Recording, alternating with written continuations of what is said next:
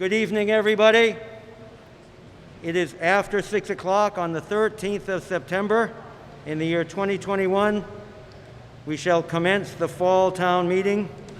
We are going to open with a flag salute followed by a moment of silence. So could you please stand, put your hand over your heart, and face the flag. I pledge allegiance to the flag of the United States of America and to the republic which it stands, one nation, under God, indivisible, with liberty and justice for all. So a few days ago, our nation solemnly commemorated the 20th anniversary of the September 11th attacks. We will now have a moment of silence to honor the victims of that attack and their families and friends. We shall never forget.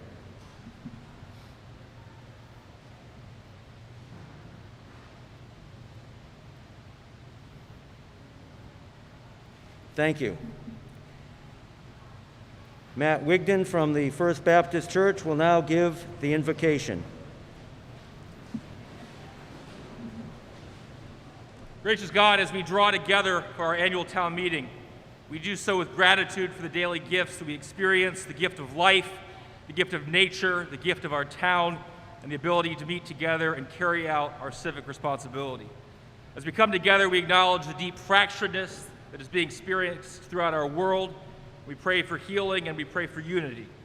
We pray that throughout our world, peace and flourishing would prevail in the midst of many troubling situations. And while our focus is tonight on our town, may we continually recall our place within the global community and our responsibility to those who've gone before us, paving the way for the freedoms and resources that we enjoy.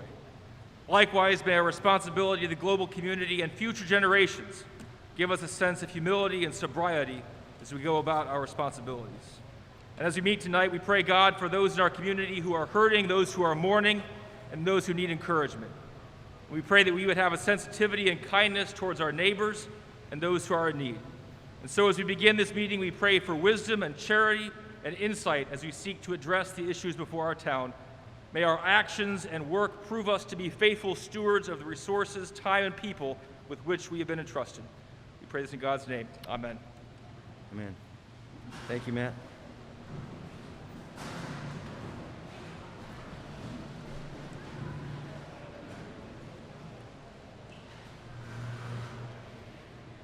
The chair will entertain a motion to omit the reading of the articles in the warrant. Moved and seconded.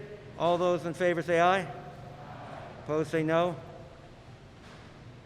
And okay. We understand that the acoustics are not so good in this room, and we all have to use our masks and speak through them, and the meeting is being transmitted to another room. We will do the best that we can. These, unfortunately, are the circumstances in which we find ourselves, and so bear with us and pay close attention. We'll try to get through it.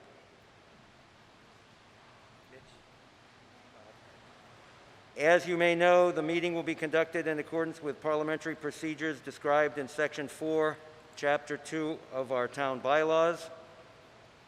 And as interpreted, and as we will use Robert's Rules of Order, as interpreted in a book called Town Meeting Time, and of course under the interpretations of Massachusetts and federal law.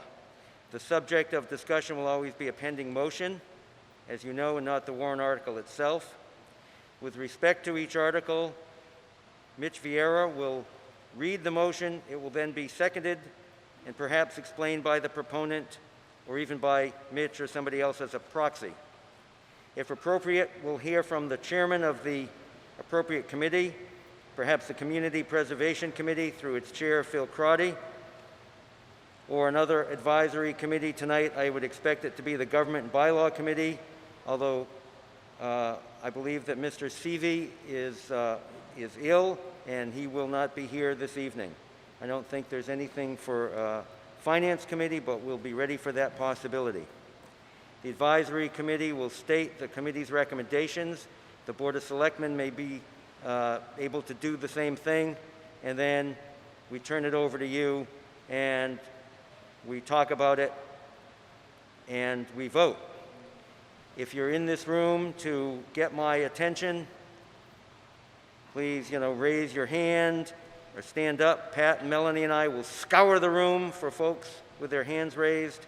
And once recognized, we have a microphone here, and we have a microphone in the back. And that will be the appropriate place. We're going to spray them after each use. And of course, state your name the first time you speak. State your address. You don't have to do that each time. And when I sense that we're kind of talking something to death, or perhaps after we call a question, I will restate what we're voting on, and that will be time for somebody to ask if they don't understand what the vote means, and then we'll begin the voting. We're guests of the school department today. Smoking is not permitted anywhere on school property, nor really anybody on the planet anymore. I ask you to observe this rule as a good guest.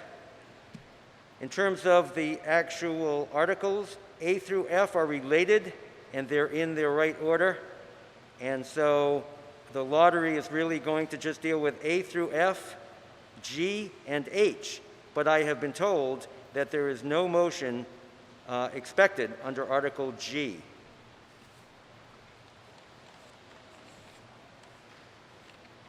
Point of order. I have been invited to choose by random method. And look, nothing up my sleeve. Article D, which means that A through F will go first. And then the next one will be just between G and H. Point of order. Okay. Well, it's only H, really, but... Point of order, please. No, G and H, but we don't anticipate.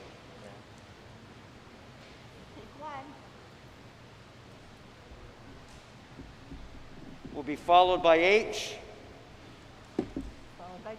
followed by G, but we don't anticipate a motion for G. Point of order, please. Point of order. And yes, I will explain the process as it relates out back. And Point of there's order, a point of order in the please. back, yes. It's almost impossible to hear you. It might be okay if you were a lot closer to the mic, but even people with really good hearing are having trouble distinguishing the words. What's that? Okay. How is this?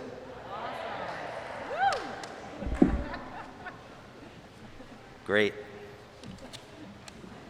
All right. Article A. Mr. Moderator, Article A, Selectman Chair Don Campbell moves that the town appropriate and transfer the sums set forth in the Fall Town Meeting Voters Booklet on page 6, all for the purpose of paying unpaid bills and adjustments from the previous fiscal year. Board of Selectmen and Finance Committee support this article. Moved and seconded. Before we get to the substance of this, I want to let you know that there are people in a tent out back, so this is really a tents meeting. And those people have their own moderator, and it's really fun out there. They're having lobster and clams and having some great time. But we are going to wait for them to see if anybody wants to participate, and they're going to have to come here and use this microphone. So it may take a while. And then we have our voting clickers, and one is yes, 2 is no.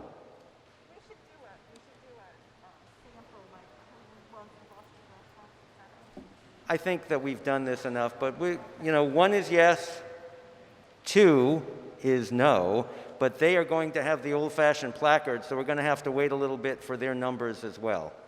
So, again, just ask for your patience. Okay. Now, yes, Toby.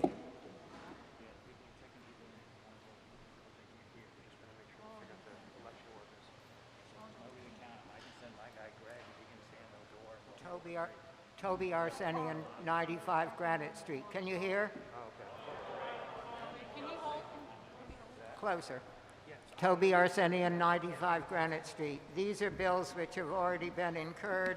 I don't know that we can reasonably refuse to pay them since we've had the goods or services. At the Finance Committee, it was made clear that the $351 that's going to the Wolf Hill Garden Center is for loam. Why would we be buying loam when we have that enormous pile of compost said to be pure as the driven snow up at the dump? Will someone please explain? I mean, I'm tempted to vote against it, but that's futile and would cause a counted vote, a waste of time. I won't do that. But why would we be buying loam? Please explain.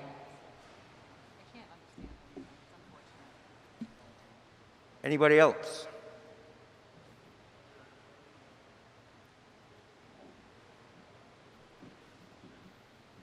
All right, can we ask if there's anybody in the room? Okay.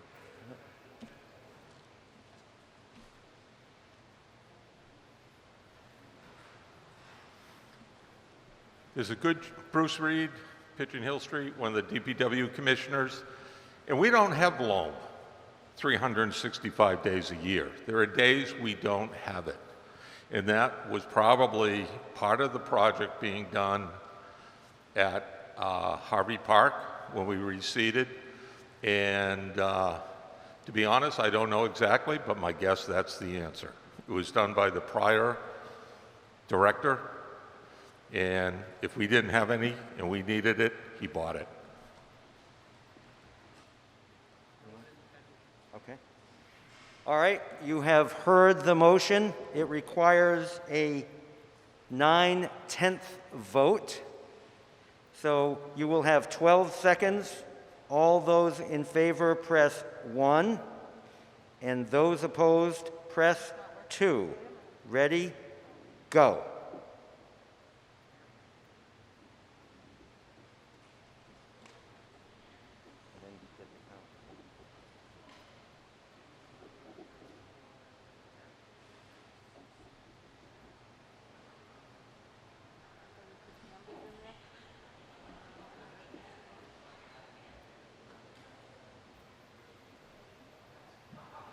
Okay, in the main auditorium, 138 in favor, 7 opposed.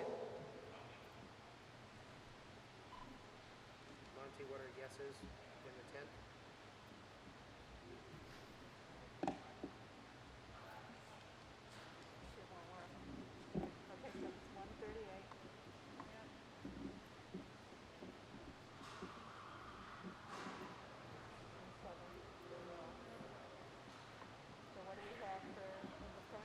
Just waiting for them to tally it up.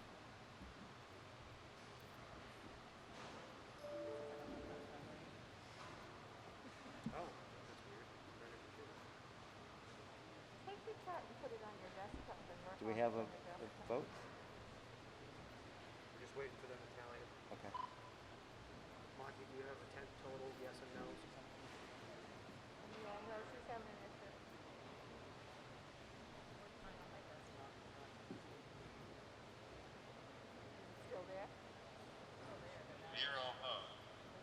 Zero opposed, how Yep. many for? How many for? What's the total people there?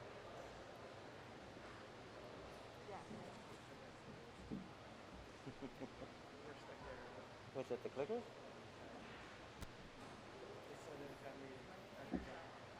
No, it's the non-clickers. They have them in 2 different places. Yeah, you've got to go back. Clicker would be done and on to the next one. 36 with 2 no? No, it's an all were positive, 2 were just sitting. Received, so 36 is the total, all were in favor, correct? All right, so that carries, right? Yeah. That motion carries. All the people in the tent were in favor. We move on. I will declare a 9/10 majority. We move on to Article B. Mr. Moderator, Selectman Vice Chair Ross Brackett moves that the town amend the votes taken under Articles 5, 5A, 5B, 5C, 6, 6A, and/or 6B of the May 15th, 2021 annual town meeting by transferring the sums set forth in the Fall Town Meeting Voters Booklet for Article B motion on page 7 and in the amounts and for the purposes specified. Board of Selectmen and Finance Committee support this article. Moved and seconded. Any discussion in here?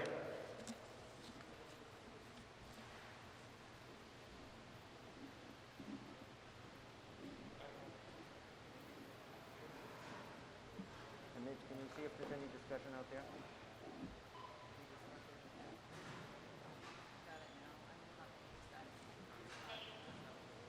All right. Inside here, all those in favor, press 1, and opposed, press 2. Ready, go.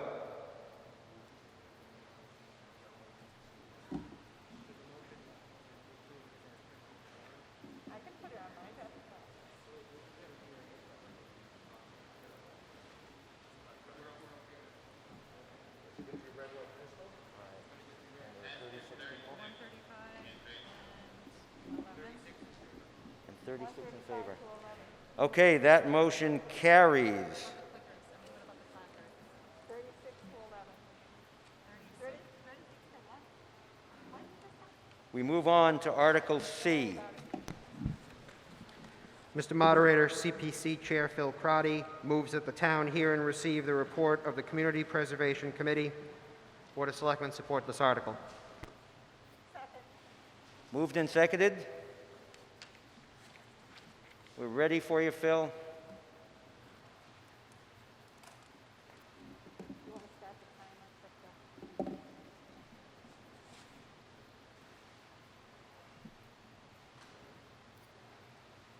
Good evening, Chairman Campbell,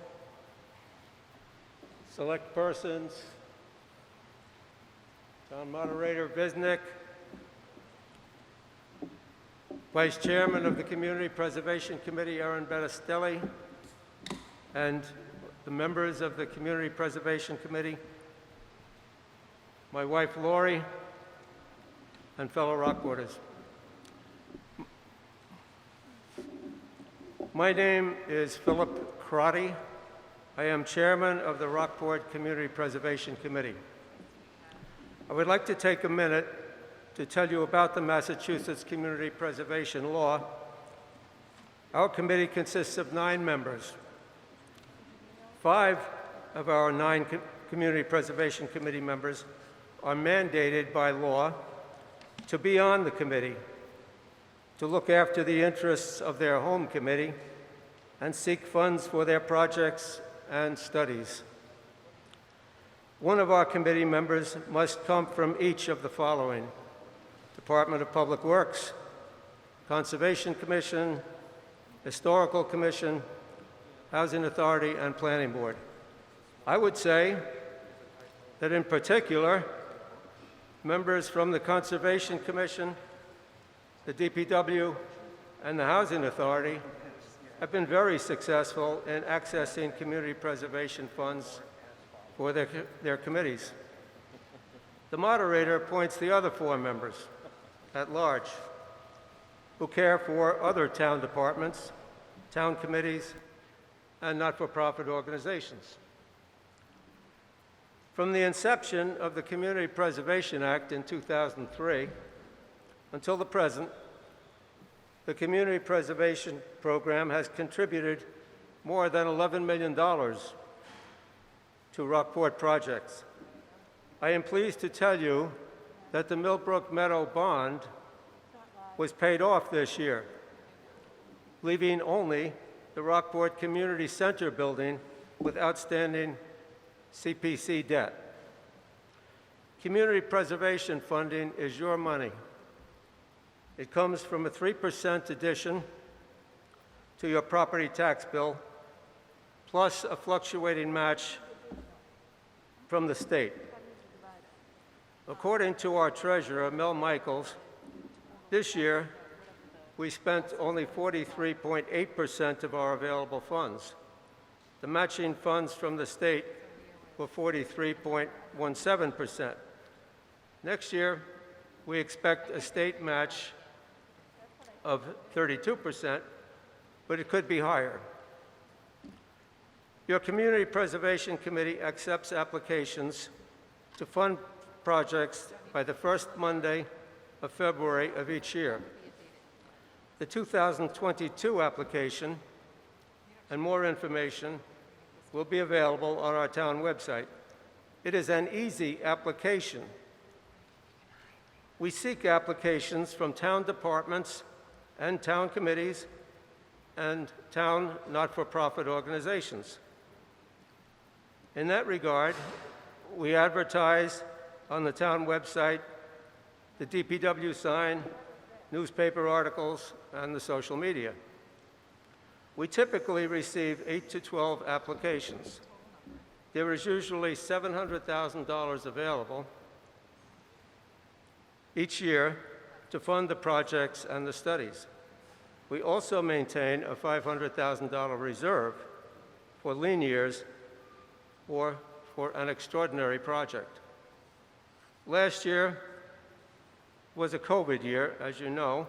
We received 9 applications totaling $449,706. We approved 7 projects totaling $476,200 after some upward adjustments. As we turn now to the individual projects for approval, I want to tell you that the Community Preservation Committee presently has just over $775,000 in its coffers, including the reserve. We would be receptive to funding a very significant project for Rockport in 2022, one that will make a significant difference to our town. Now we will turn to the 7 projects that will be before you for your vote.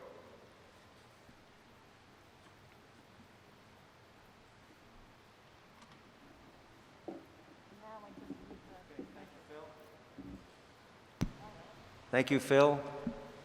Mr. Anybody- Moderator, if there are questions on each project, there is a representative from each of the projects here who can handle and answer them. Anybody have any questions? Toby?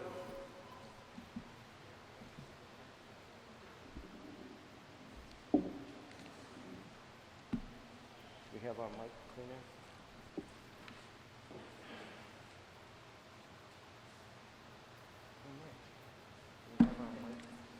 Toby Arsenian, 95 Granite Street. I guess I find fault with the report. In the course of the past year, the Community Preservation Committee chose to spend $9,950 out of their administrative funds to fund a study on the feasibility of docks, fuel docks in the town. Weston and Sampson did that study. I've seen the study, 90 pages, of which 9/10 is padding, and the rest is a matter of opinion. After the study was done, apparently some people wanted a further study and wanted that paid for out of community preservation funds, and at that point, someone went to town council to discover whether you could indeed fund fuel docks out of community preservation funds. The answer was no. I'm asking of town council, were you consulted on the first study, the $9,950 study?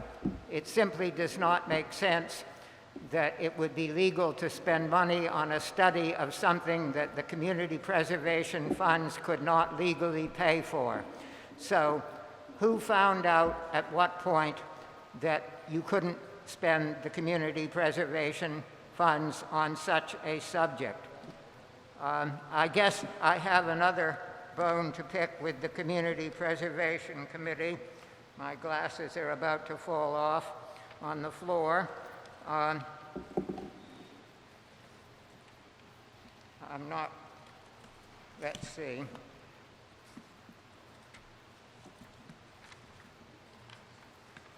Yes, here we are, page 11, and I can get you the citation on it. It's section 5D2 and then 1.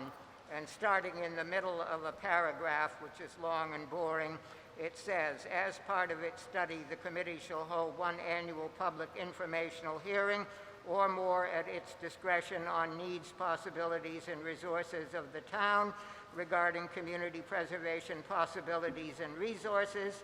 That's redundant. Notice of which shall be posted publicly and published for each of 2 weeks preceding a hearing in a newspaper of general circulation in the town.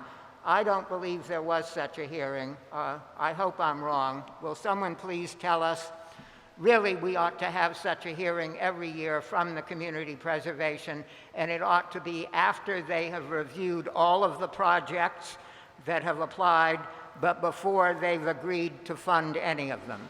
And the public should be able to attend also the Finance Committee and the Board of Selectmen. Recently, the Finance Committee was reviewing the projects and had trouble because they didn't have adequate information. That's late in the day, and if you want to inform yourselves, all of the filings for the projects have to be there at Town Hall, but there is no report at the Town Hall for the Community Preservation Committee. What Mr. Crotty has just given you is the report start to finish. I don't think that's adequate. You can all curse me, but there we go. Anybody else?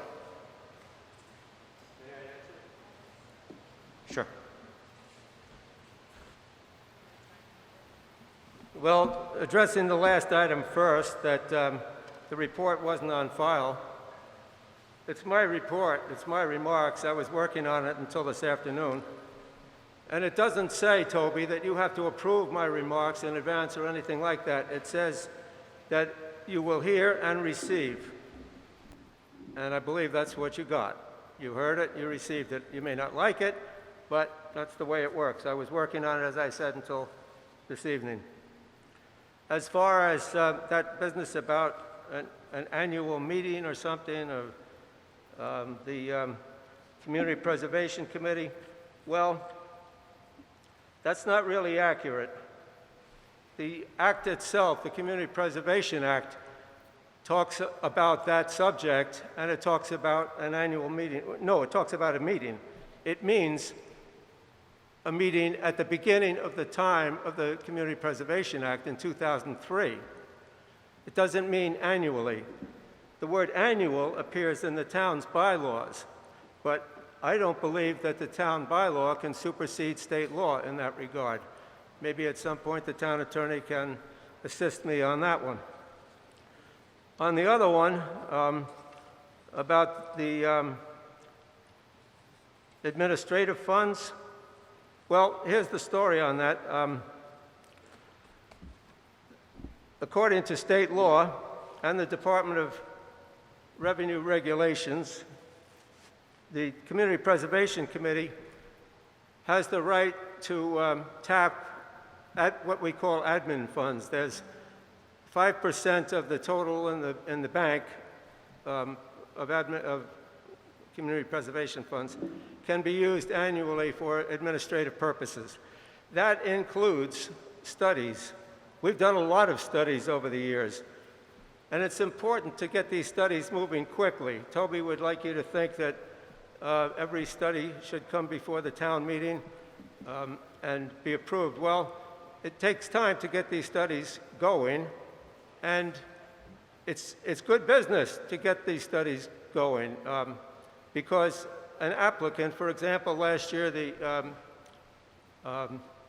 Cultural District and the Community, the Building Study Committee asked for an administrative grant in the same amount as Toby's referring to, $99.50, and there was no objection to study the old firehouse trust.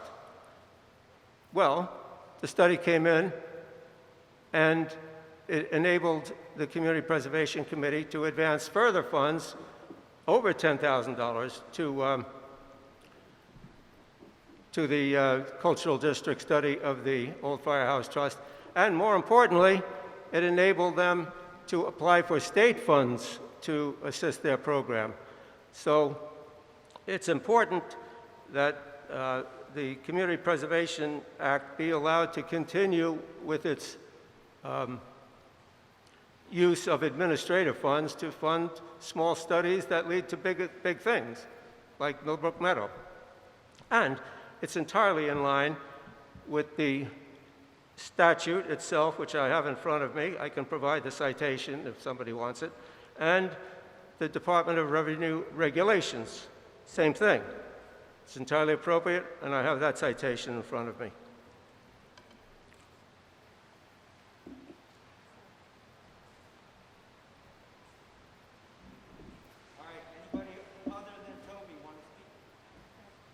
Anybody other than Toby? Yes. Frances Fleming on Pleasant Street. I will say that when I chaired the Community Preservation Committee, we did have a meeting and explained all of the different proposals we were bringing to town meeting, and the public could ask questions about it. But we did have that meeting each year. Mr. Sepula.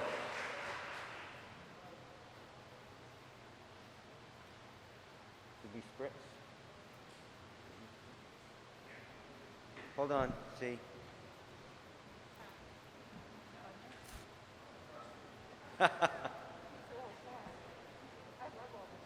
Yeah, Z. Sepula, 92 Granite Street. Sounds like I'm heard pretty well through my own ears. I hope you folks can hear me. Anyway, as Toby suggested, he brought this up to me a few days ago, and I read the part of the bylaw. And it's on page 9, and it says, as part of its study, the committee shall hold one annual public informational hearing or more at its discretion on needs, possibility, and resources of the town, notice of which shall be posted publicly and published for each of 2 weeks preceding a hearing in a newspaper of general circulation in the town. This afternoon or this morning, I went into the town hall on a different matter, and I asked the town administrator if he knew if we had had any of these hearings before, and he said he just frankly didn't know. And I don't know either, but it seems to me that Mr. Arsini is right on the ball, that once a year at least, you're supposed to have a hearing. And if we're not having that, state laws may require certain things, but as long as a town bylaw is not in conflict with a state law, and these bylaws are reviewed by the Attorney General before they're approved, those are legal requirements. So I think Mr. Arsinian's right on the ball.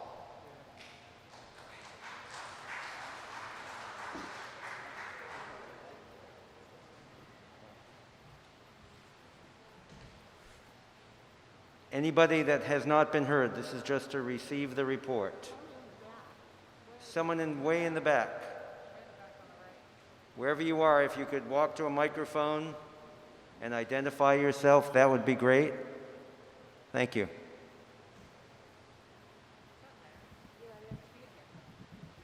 And get right up next to the microphone, please.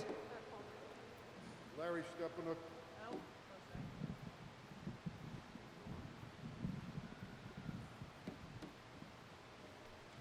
Larry Stepanuck, 12 Dock Square. A little bit louder, Larry. Louder? Can I take my mask down for this? No? I can't tell you that, but a little bit louder. I'll try that loud enough. The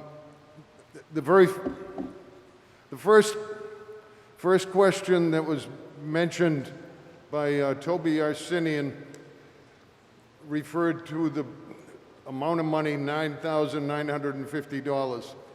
The vote for that administrative use of money was part of a two-part vote. I was the only dissenting vote on a meeting between the Selectmen and the Harbor Advisory Committee on that vote. I raised the issue that it would not be a proper use for community preservation funds. It was told at the time that by the chairman of the Community Preservation Fund, who was also still a member of the Harbor Advisory Committee at the time, that it was covered already. But the way the question we voted on was formed, it included a second part. We voted on $9,950 to be used for a siting study, but also the committee empowered the Harbor Advisory Committee, the joint committee vote empowered the Harbor Advisory Committee to come back with a larger request for funding for design. Combining those is a clear violation of the letter and the intent of community preservation funds. It was rolled over. At a later hearing of the Community Preservation Committee, when they were reviewing this second part of this request, I asked if there was a town legal opinion already rendered on the appropriateness of that request. And I also said that as a private citizen, I should not have to pay for that legal opinion. It's required under the state statutes. I was told by the chairman I may have to hire my own lawyer to get a legal opinion.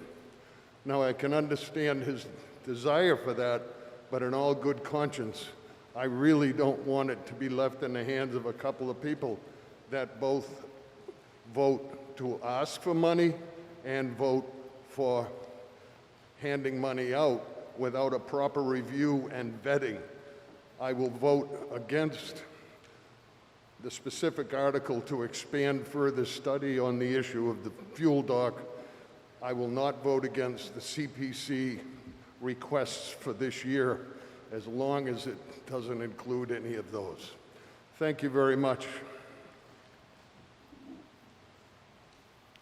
Okay, yeah.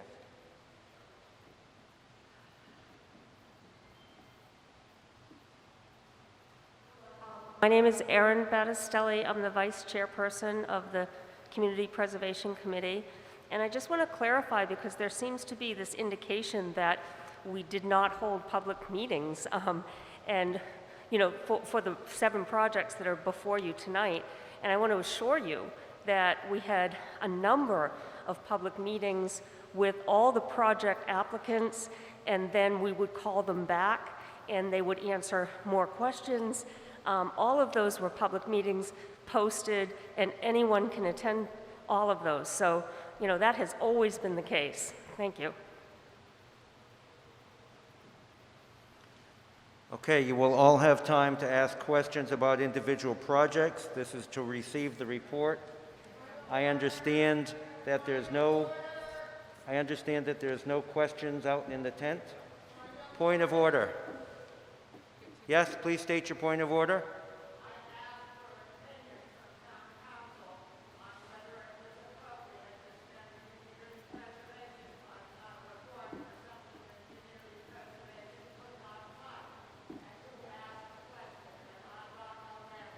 That's correct. Anything else? Yes. Any other questions? Do you want to answer?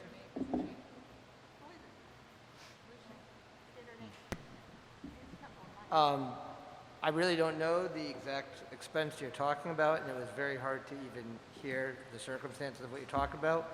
I can tell you that every single everything in the warrant each year and each and every expenditure is reviewed and discussed, and if there's anything that would make it an improper expenditure of CPA funds, we would always correct it or advise the town as such.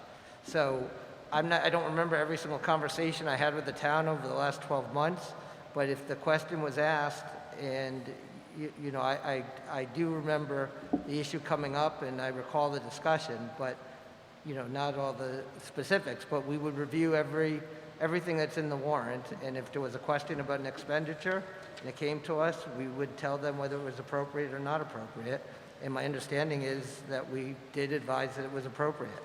But I'm not going to, you know, I don't remember the conversation, if that is what you're asking.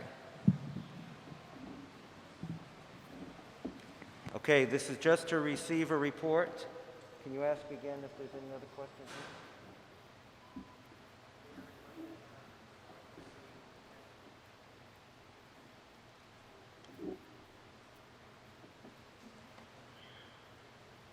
All right. If you want to receive this report, which you've really already received, you are going to press 1. And if you don't want to receive this report, which you've already received, you're going to press 2, starting now.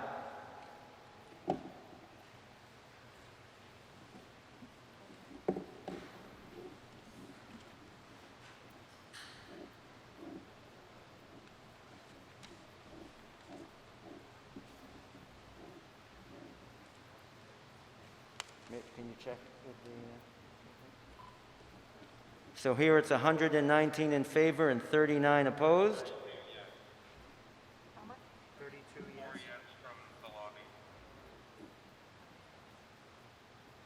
How many more altogether? How many no's in the 10? And then 36 yes and 1 no. So this motion carries. We move on to Article D.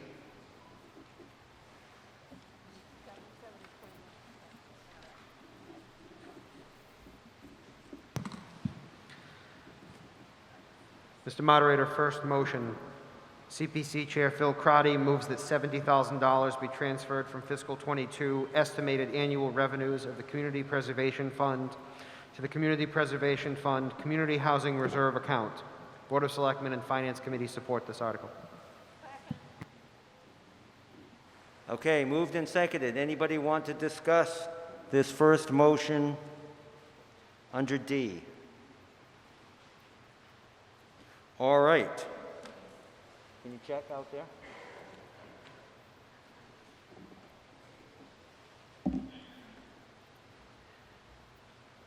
Negative? Okay. All right. All those in favor are going to press 1, and opposed are going to press 2, starting now. Total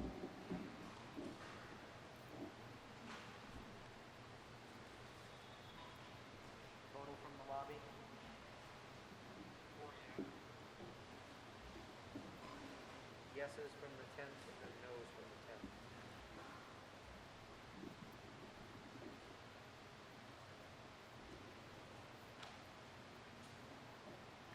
Obviously, Article D passes, and we will get you the final compilation in just a moment.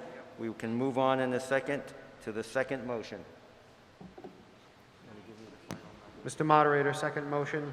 CPC Chair Phil Crotty moves that $70,000 be transferred from FY22 estimated annual revenues of the Community Preservation Fund to the Community Preservation Fund Open Space Recreation Reserve account. Board of Selectmen and Finance Committee support this motion. Moved and seconded. Any discussion? Can you check out there?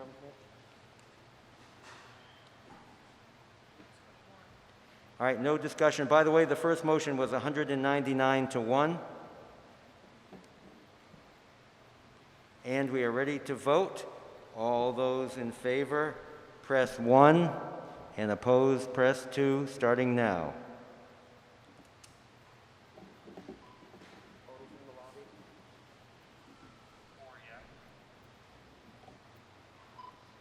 Yeses, then noes from the 10.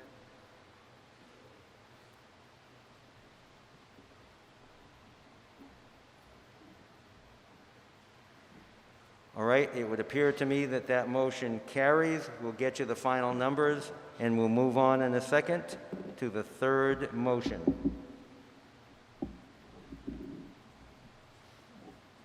Mitch, you're a busy guy tonight.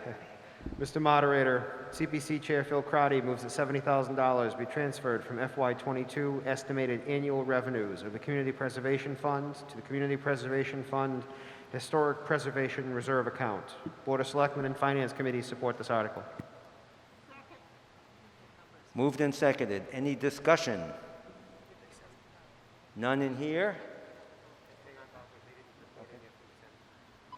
What's the yeses and noes from the 10 on the second motion? We had 40 yes and 0 no. Received. Any discussion on the third motion from the 10? Negative. Okay, all set, Bob. Okay. The second motion was 192 in favor and 4 opposed. And now, all in favor press 1 and opposed press 2, starting now. Total from the lobby? 4 yes. Yeses, then noes from the 10. 163 in favor, 8 opposed here. 40 in favor, 0 opposed. And that motion carries. I'll get you the numbers in a second. 203 to 8.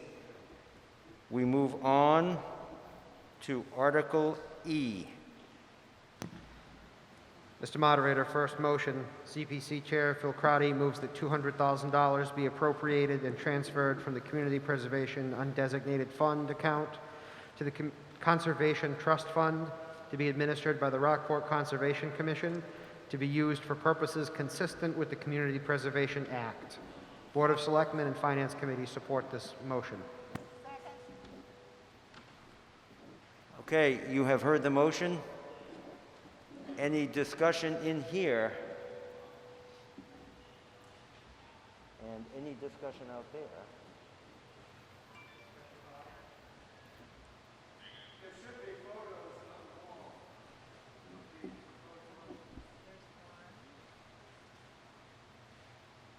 This one is the Conservation Fund? Okay, there we go.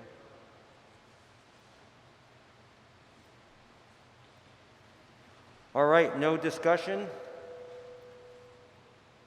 All those in favor are going to press 1 and opposed press 2, starting now.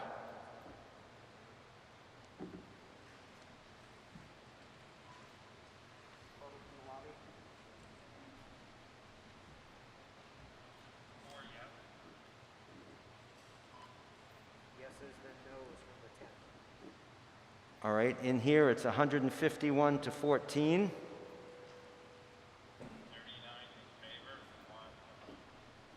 And this motion carries. We'll get you the numbers in just a moment. 190 yes and 15 no.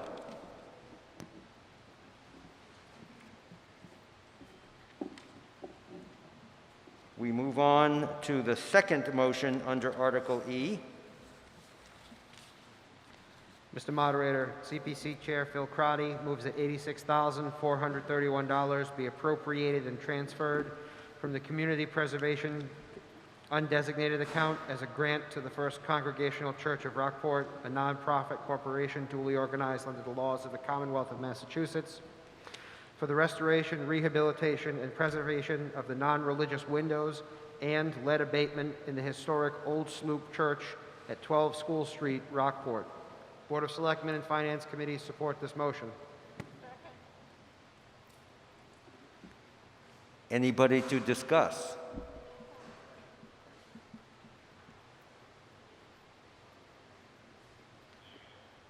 All right, Toby. And we'll get your microphone spritzed. Toby Arsenian, 95 Granite Street. I'm prepared to vote for the irreligious windows, not the sacrilegious windows, but I think we need a different sort of process for getting projects before the Community Preservation Committee. This is a private outfit, and we should be, if possible, spending the money on town projects, which is not to say that some of the private ones are not good and worthy, deserving. But just as we have the Capital Improvement Planning Committee to vet the town's needs going forward by 5 years, vet all of the projects from different departments, we need something equivalent for the Community Preservation Committee, whether that would be the Board of Selectmen or the Finance Committee or the Capital Improvement Planning Committee, so that town departments submit all of their projects going out 5 years, and somebody ranks and grades them as to which would go first on the basis of need and also on the basis of how much funds we have available.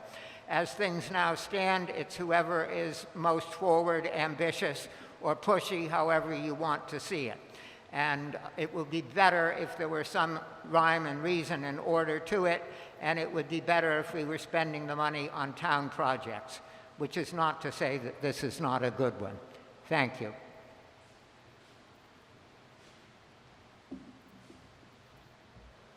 Anybody else? Yes.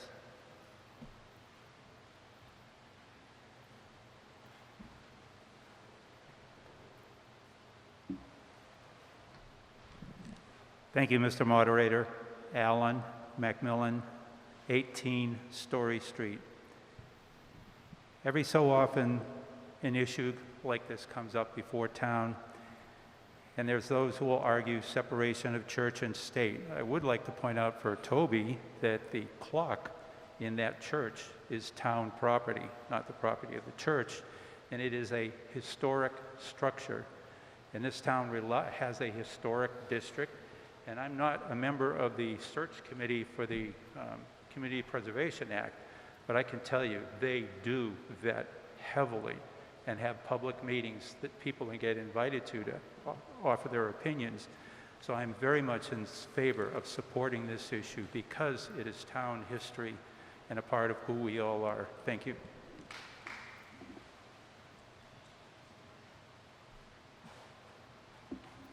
Anybody else? Non-religious windows.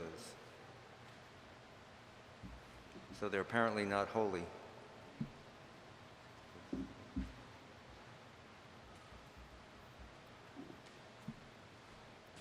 Thank you. Terry Connolly, 9.5 Seagull Street. The Community Preservation Act prohibits funding for general maintenance, and I notice several of the proposals here call for the restoration, rehabilitation, and preservation. And so what I would like, it would be helpful if there could be given examples of what is general maintenance versus what is restoration. For example, things have a limited lifespan, so when my roof goes and I have to replace it, is that general maintenance or is that a restoration and rehabilitation? Thank you. And before we continue, I would like to recognize Senator Bruce Tarr is in the back, and he is a fierce advocate for our community, and we thank him for all that he does and for his attendance here this evening. Thank you, Senator Tarr.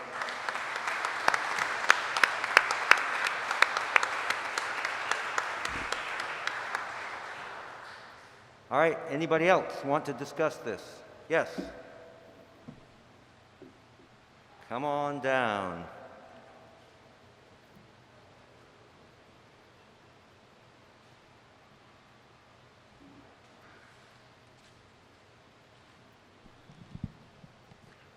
Bill Elwell, Wallace Road. Can you hear me? Because I didn't hear much of that, and even with my hearing aids on, I'm messing around, so I'm at a deficit. I'm not even sure what I'm responding to exactly. But I think it's a valid question, the whole, to identify the difference between restoration and maintenance.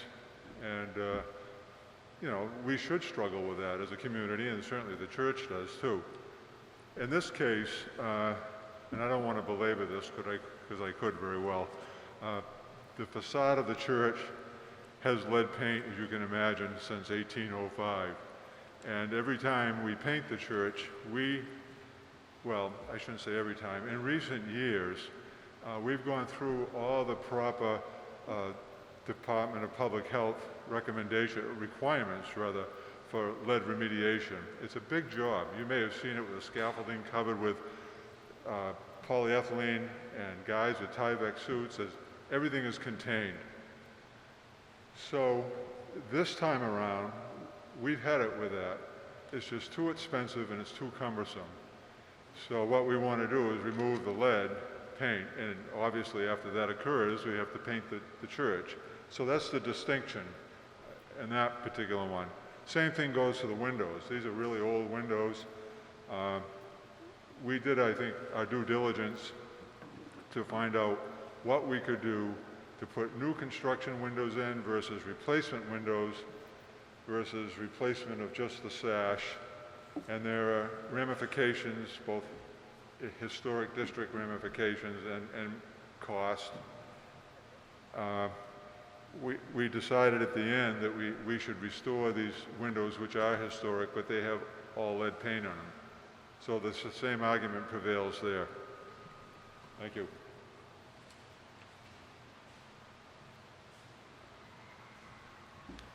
Okay, you have heard the motion, and nobody in the tent is interested in speaking. So, all of those in favor, press 1. Opposed, press 2, starting now. Total from the lobby?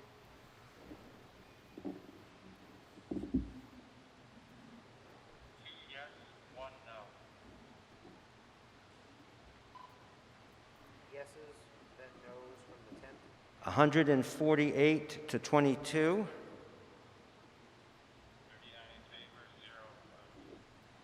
And I heard that we're in favor out there, so that motion carries. I'll give you the precise numbers in just a moment.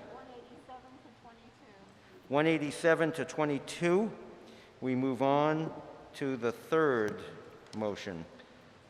Mr. Moderator, CPC Chair Phil Crotty moves that $75,000 be appropriated and transferred from the Community Preservation Community Housing Reserve account as a grant to Action, Inc., a nonprofit organization duly organized under the laws of Massachusetts, for its rental and mortgage assistance program for the support, creation, and preservation of community housing for Rockport residents under the oversight of the Board of Selectmen. Board of Selectmen and Finance Committee support this motion. Moved and seconded. Looks like no discussion here. Oh, there is discussion. Francis. I don't know if anybody from Action is here, but I just wonder how much of this $75,000 they actually do hand out to Rockporters. Have they done in the past, and will they with this amount?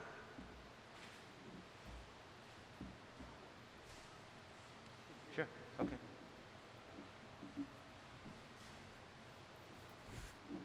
And you may speak even if you're not a Rockport resident. Thank you. I'm Allison Lex from Action, and we've been operating this program since 2005, and we distribute all of the funds directly to Rockport residents, and the administrative costs we cover through other funds that we have from other funding sources. So all $75,000 would help Rockport residents with their housing. And thank you, by the way.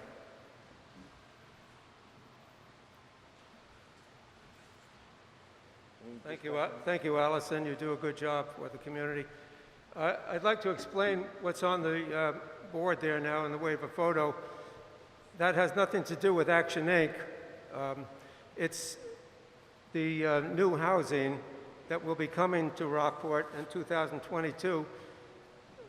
The category was affordable housing, which is one of the 4 areas that we can support, as I explained in my introductory remarks.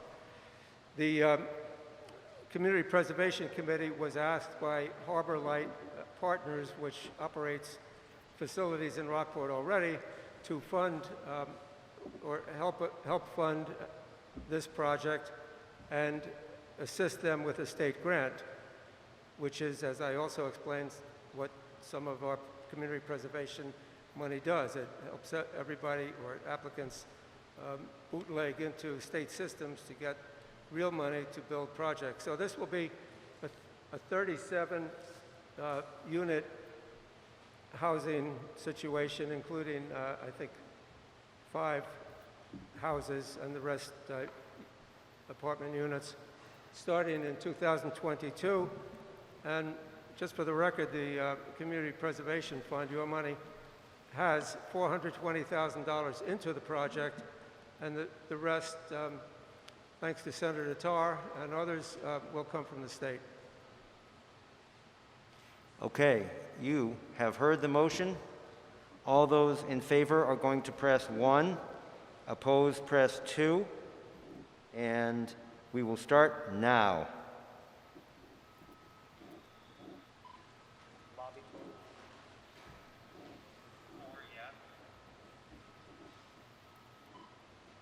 Yeses, then noes from the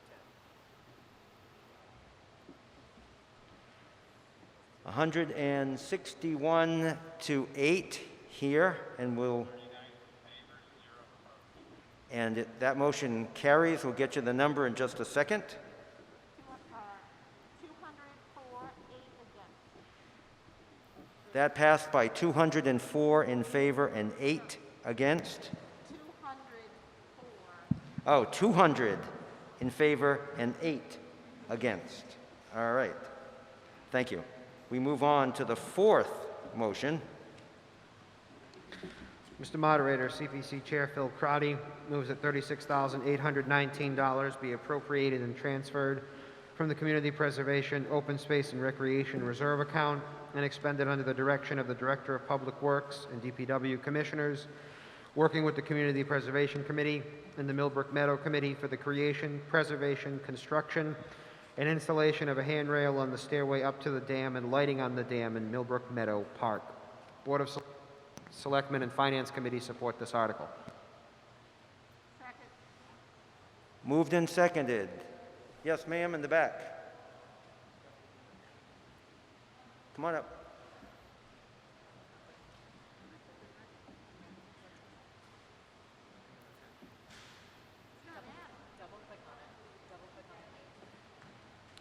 Hello, Jane Beddoes, 23 King Street, Rockport. Bear with me. Can someone explain to me why on the warrant the words are different to the words in the motion? For instance, on the warrant article that I got off the, computer, town site, it says handrail and lighting on the stairway up to the dam in Millbrook Park. And then on the motion, it says handrail on the stairway up to the dam and lighting on the dam in Millbrook Meadow. What is the discrepancy? I don't understand.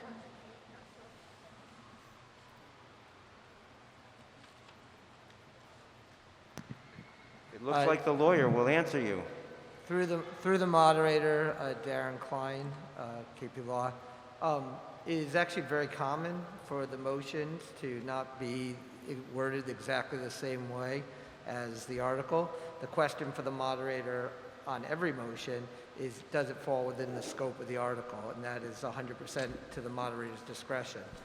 In my opinion, this motion is clearly within the scope of the article, but that's not my decision to make. And Kopelman and Page has many different lawyers, and he is an expert in this area. They call him the damn lawyer.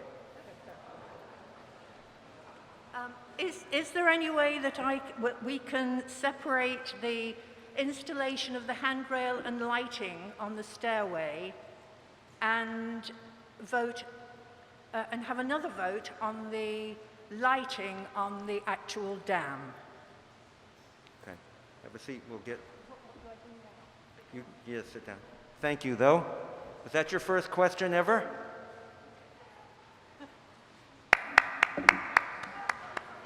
Okay, in the back.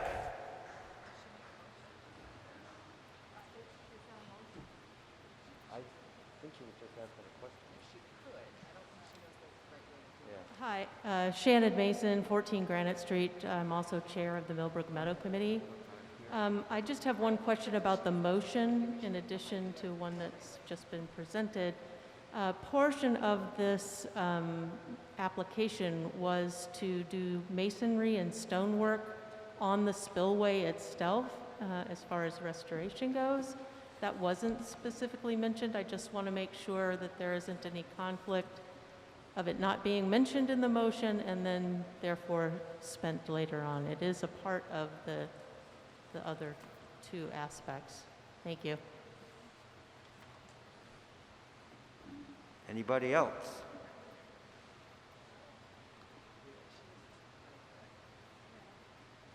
Toby.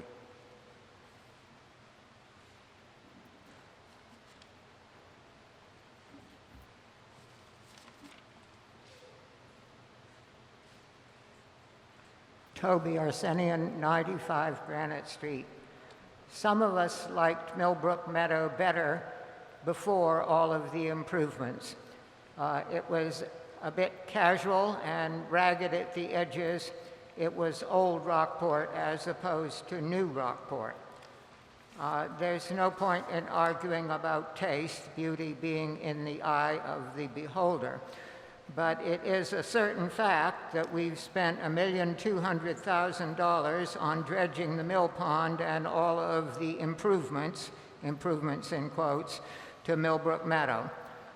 That's more than we've spent on any of the other community preservation projects with the exception of the community house. All of these improvements entail upkeep at some point.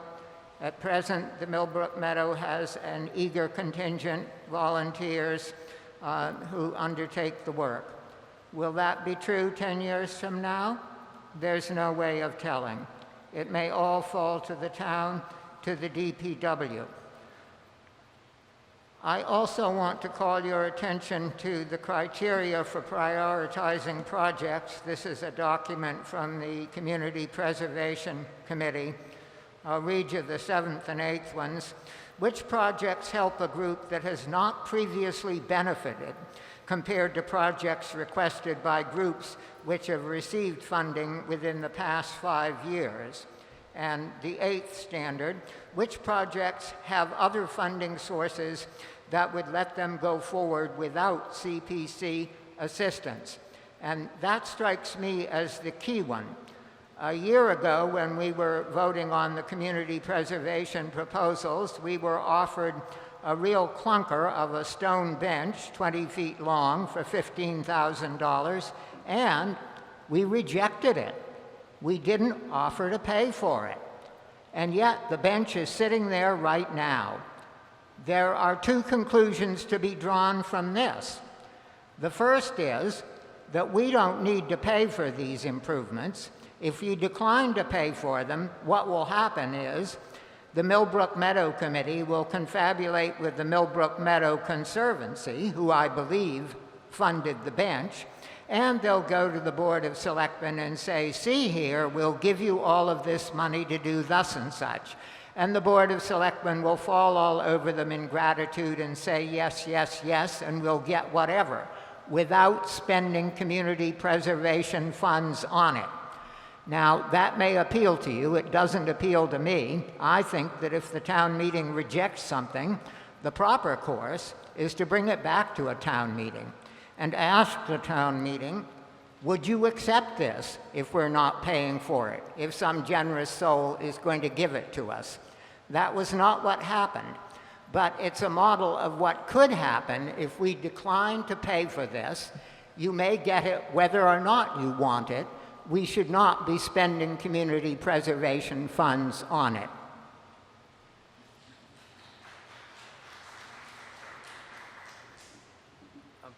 just want to get somebody who hasn't spoken on this over there. Do I see a hand raised? No?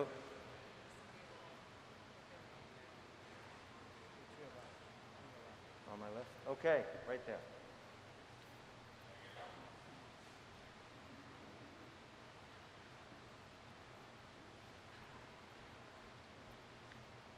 Hello, Maureen, excuse me, Maureen McCarthy. I live at 62 Barmian Way, but I also own 14 Breakwater Ave. I just wanted to make two comments about this. One, if I lived in that area, I might be a little concerned about the lighting because if that disturbs the people, so I just wanted to say that. So I can't speak to the lighting one way or the other. What I can speak to is this steep area that they have there. I've only been to the site a couple of times, and as a civil engineer, it was pretty shocking to me that they have this really steep ramp to go up there. And any young child or any elderly person or somebody who's kind of compromised relative to mobility would really have a difficult time going up there. So I don't know why it was designed this way, but I do feel like we should have a proper walkway going up there with the handrails. I think it will add to the safety and the accessibility of the facility.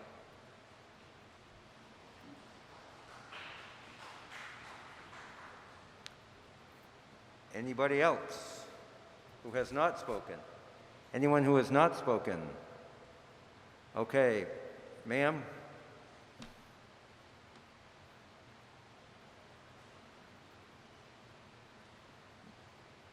Thank you again, Mr. Moderator. Shannon Mason, Chair, Millbrook Meadow Committee. I guess I'd like to say the committee does work very hard in fundraising. The Conservancy has two campaigns a year that we raise approximately $13,000 to $17,000 a year, but most of that covers maintenance costs in the meadow. We have a contractor that comes during the week that does work that our volunteers, which we have last year alone over 300 hours of volunteer time of work done in the meadow. So in addition to volunteer efforts, items that cannot be done by volunteer time, we do purchase that work. And the town does not fund that out of the regular budget. That's something that the Conservancy does through an endowment fund that's been established when this project was initiated. We certainly appreciate all previous efforts in securing that endowment and raising it. It's our intention that that endowment go forward in perpetuity so that it does provide funding for maintenance costs that are not covered through the town budget, as it has been. And as far as if I could answer the question about the lighting, this application specifically is for the portion for lighting has to do with the electrical installation. The lighting fixtures themselves would be purchased through Conservancy funds, in other words, private donations. Those light fixtures, which there would be 6 small ones on the spillway itself and 5 on every other column across the dam, are all dark sky compliant, meaning that they have the cast of illumination only downward and are covered fixtures. These are LED, low Kelvin, meaning that the color temperature is low, not a bright white light, but actually an amber light, which is hospitable to wildlife and insects. So in addition to the type of fixture, we're proposing having an astronomical timer installed as part of this, which allows for longitudinal settings and the time zone to be set, so you can program in when you want the fixtures to go on, and it changes throughout the year and the time of the season. and has a hard cutoff for 11 o'clock at night. That's when our town regulations state that all parks and beaches close, so it would be a hard cutoff at 11 o'clock. There was lighting in Millbrook Meadow. Previously, there was a single fixture right near the spillway dam that it was on a pole, kind of a raised light, that was removed when the dam was reconstructed and in 2012. That light had always been there, and frankly, it was also illuminated all night long. So we're trying to propose safety measures that are conscientious to the neighbors, have a cutoff time, and are such that not only the human neighbors, but it's our wildlife friends and neighbors are also not disrupted by them. We feel that we're not illuminating a large area, we're just trying to illuminate a small portion of the pathway for safety reasons, which is also the other reason for the handrail and the repointing of the masonry to resurface the structure. If I could make an additional comment about maintenance versus restoration. The spillway itself, which is granite stones, is in between is concrete. It has been patched over the years a number of times. This would allow for a complete resurfacing.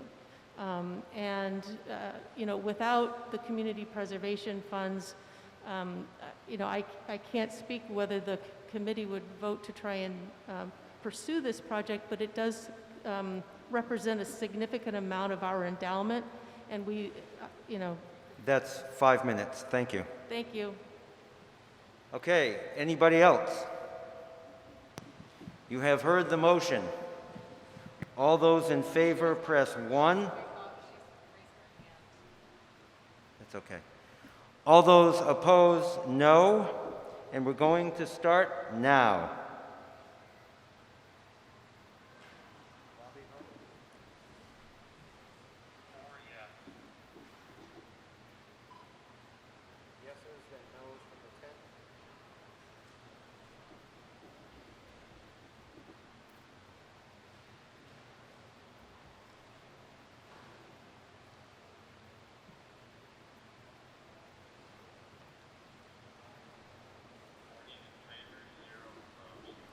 Okay, this motion carries. We'll get you the numbers in a second.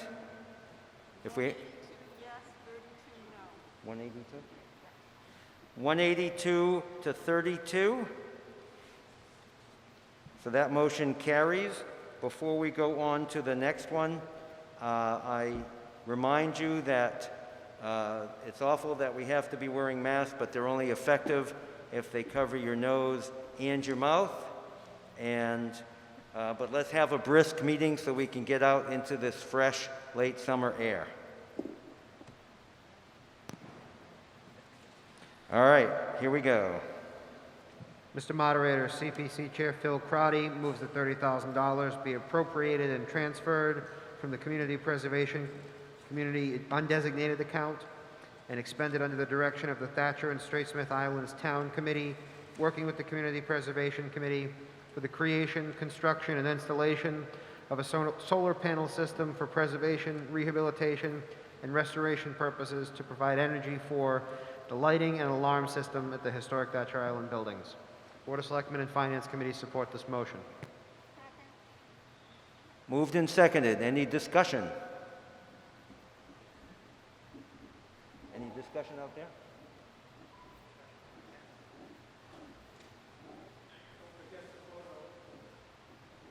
We're good. All right, you've heard the motion. If you're in here, all those in favor press 1, opposed press 2. Starting now.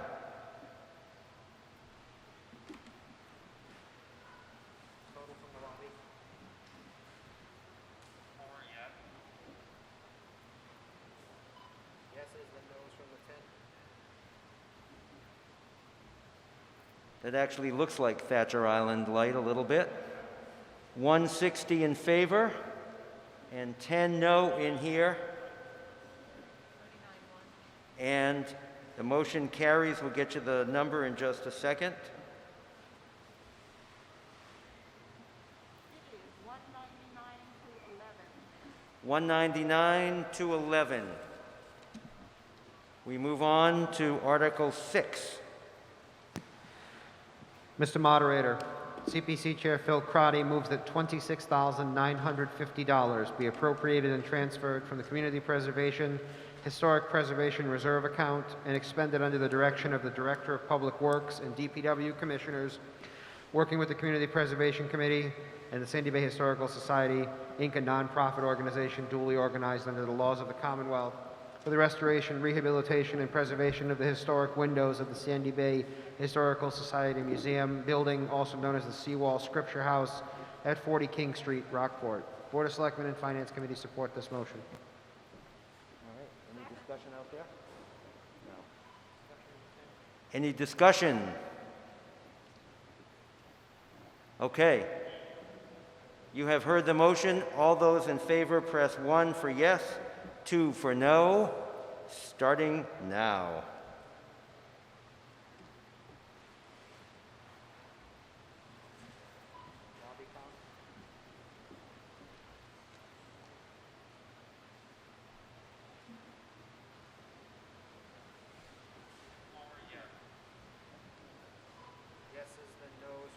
So here it would appear that it passes 159 to 3.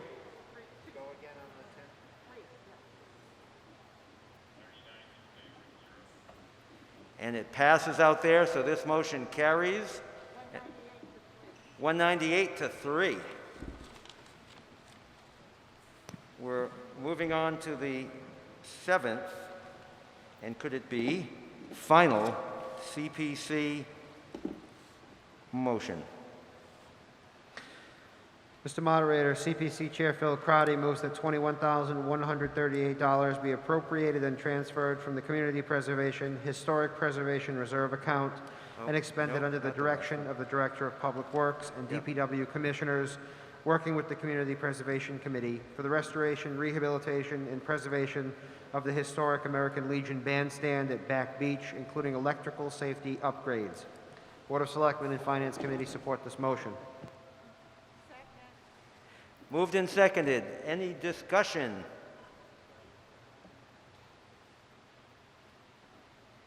Okay, all those in favor press 1 and opposed press 2, starting now.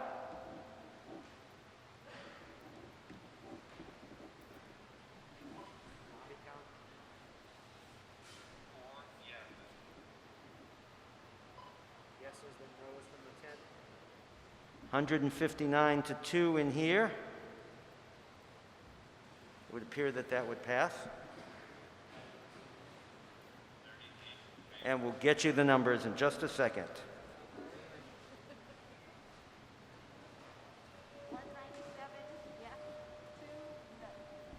197 to 2. And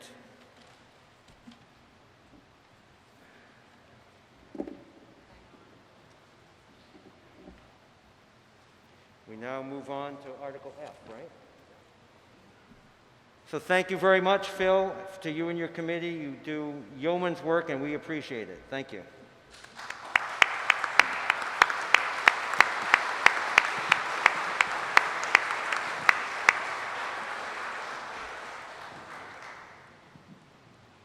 Article F, Mr. Moderator. Board of Selectmen member Sarah Wilkinson moves that the town approve and confirm the sum of $31,256 for labor costs to fund the first year of the collective bargaining agreement between the town of Rockport and Mass Coalition of Police Local 154 sergeants and patrol officers. Board of Selectmen and Finance Committee support this article. You've heard the motion. Any questions? Any questions out there? All right, all those in favor press 1 and opposed press 2. Starting now.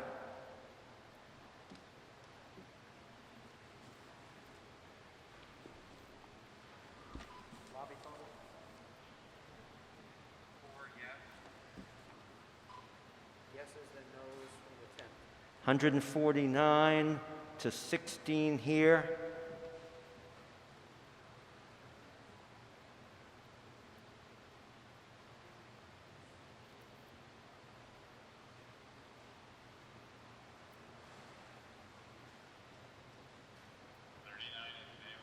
And that motion carries. We'll get you the number in just a second. 188 to 16. Now, we have two left, I believe. H, as in hotel, will be followed by G, as in golf, and we believe there's no motion on golf. Article H, Mr. Moderator. Board of Selectmen member Herman Lilliam moves that the town approve Article H as printed in the September 13th, 2021 town meeting warrant. And to ensure that there's no confusion between a typographical error in the summary and the book, the warrant article itself reads as follows. Article H, to see if the town will request that the selectmen proceed with feasibility, desirability, and cost implications for a marine fueling station in Rockport. Board of Selectmen supports this article. Okay. Anybody want to discuss this one?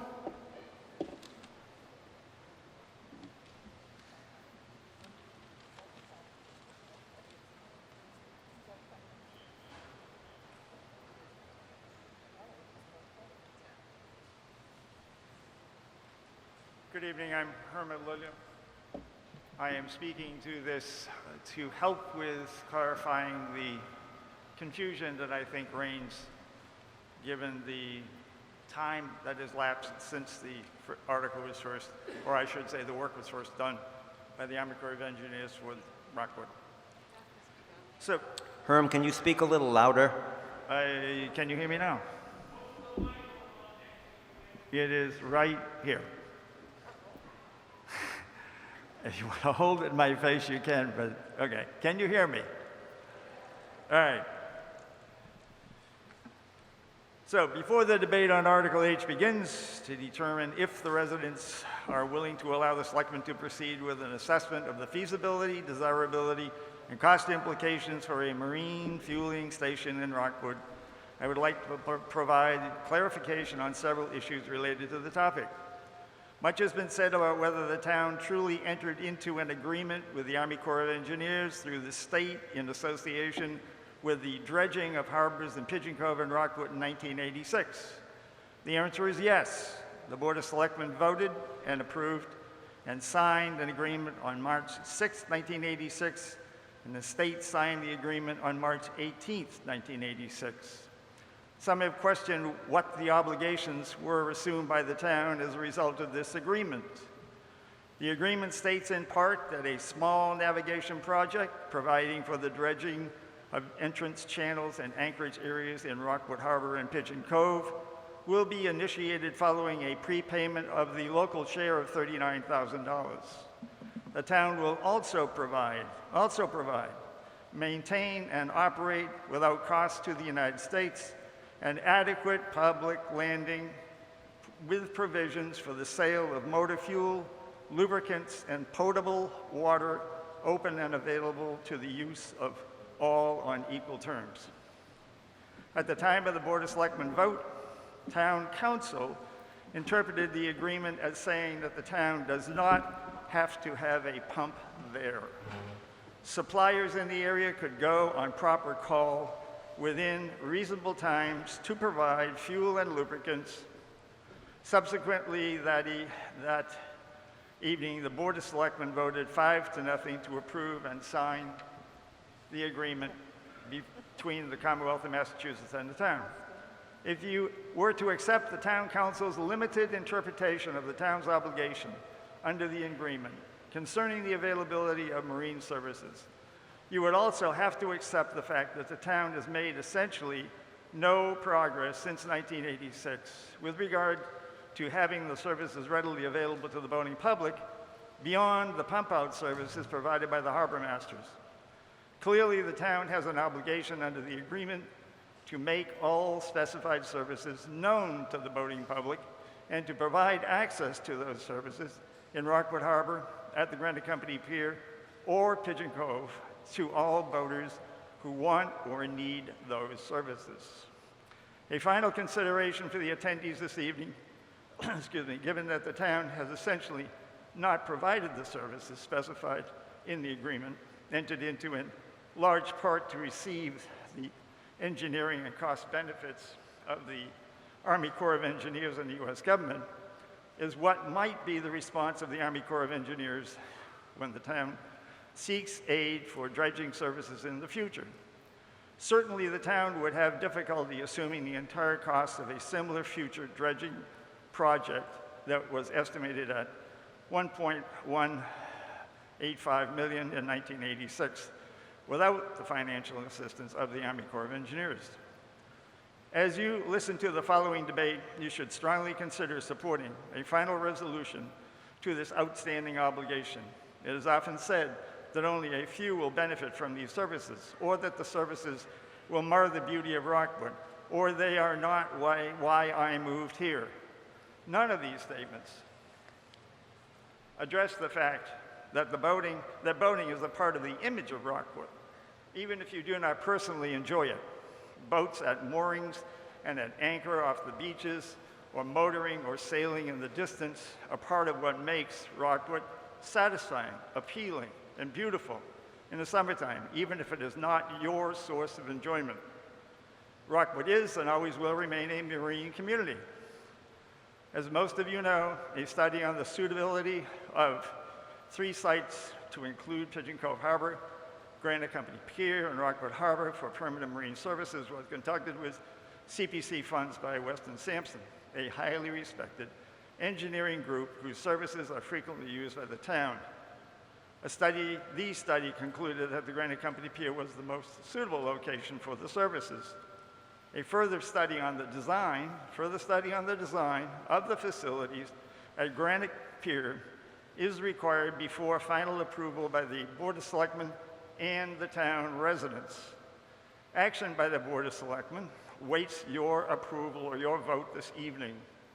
Please remember that we do have a commitment to the state to provide the services, whether permanent or on an as-needed basis. A permanent site would appear to be preferable to on-call services, given the possible traffic disruption that might result from the on-call responses, as well as the fact that the safety concerns would be significantly reduced if hand-carried fuel cans used to refill tanks and boats were not part of the vehicle, sidewalk, and dockside activities. Thank you. If you have any questions, I'd be glad to answer them.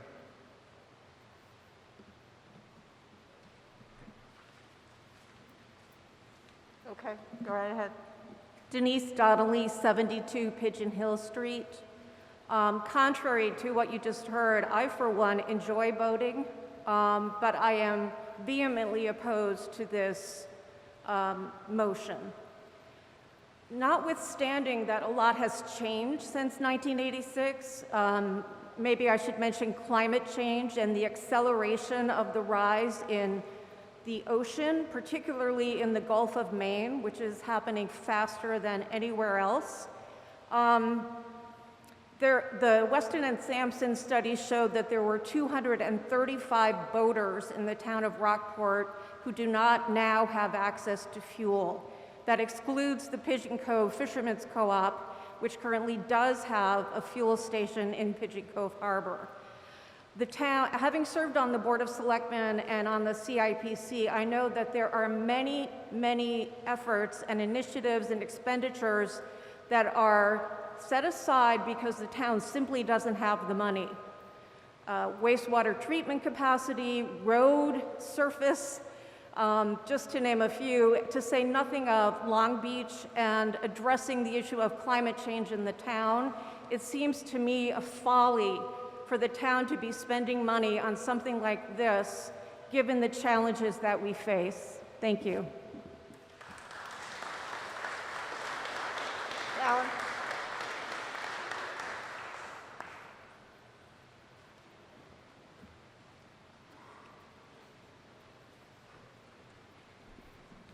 Allen, Macmillan, Story Street, Rockport, Pigeon Cove. I'd just like to add to what Denise just said.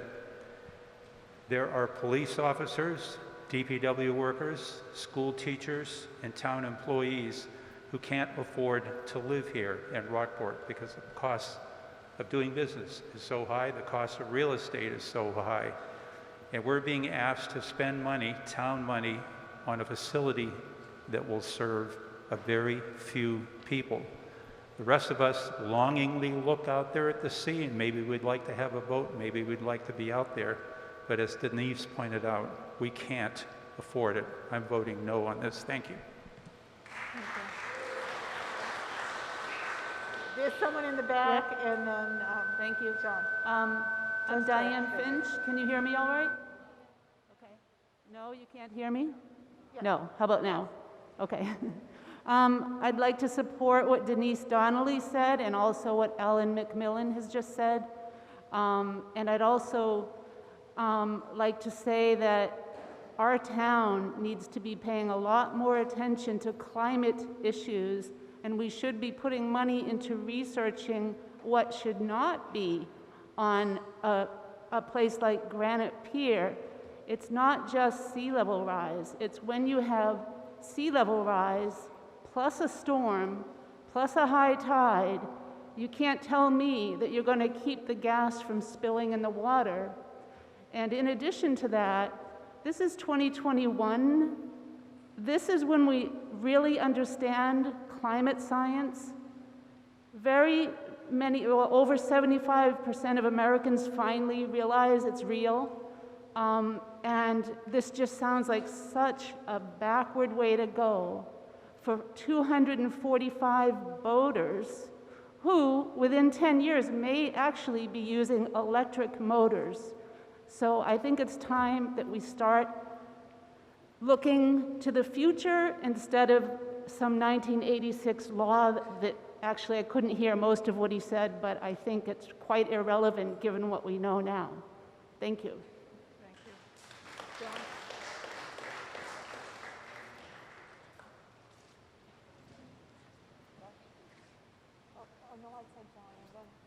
John Thompson, 4 Lutheran Way. I'm the chairman of the Granite Pier Committee. Yep. John Thompson, 4 Lutheran Way. I'm chairman of the Granite Pier Committee. I was present for the study that was done by Weston and Sampson. It was done in April before all the floats were in at Granite Pier. And I was glad to see that the emotion's been changed from a fuel facility at Granite Pier and open it up for everywhere in Rockport. I personally am against a fuel station in Rockport. I know it would be convenient. It would be convenient for me and anybody that owns boats. I have purchased gasoline in Rockport when I was a lobsterman, but that was 60 years ago, and it was very convenient downtown on Tuna Wharf. And I personally think if we get into fuel, it should be a private enterprise. I don't think the town should foot the bill.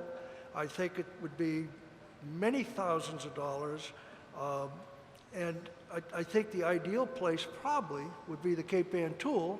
I wasn't involved. We've already spent almost $10,000 of the town's money, taxpayers' money, on a study, and I don't know the questions that were given to Weston and Sampson, the company that did the study, but I'm guessing they said on town-owned property.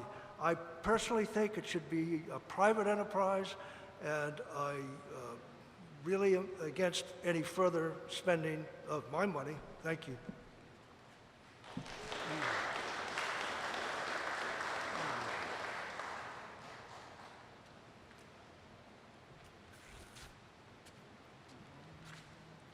Good evening, everybody. Don Campbell, Chairman of the Board of Selectmen, 5 King Street Court. I'm speaking for myself right now.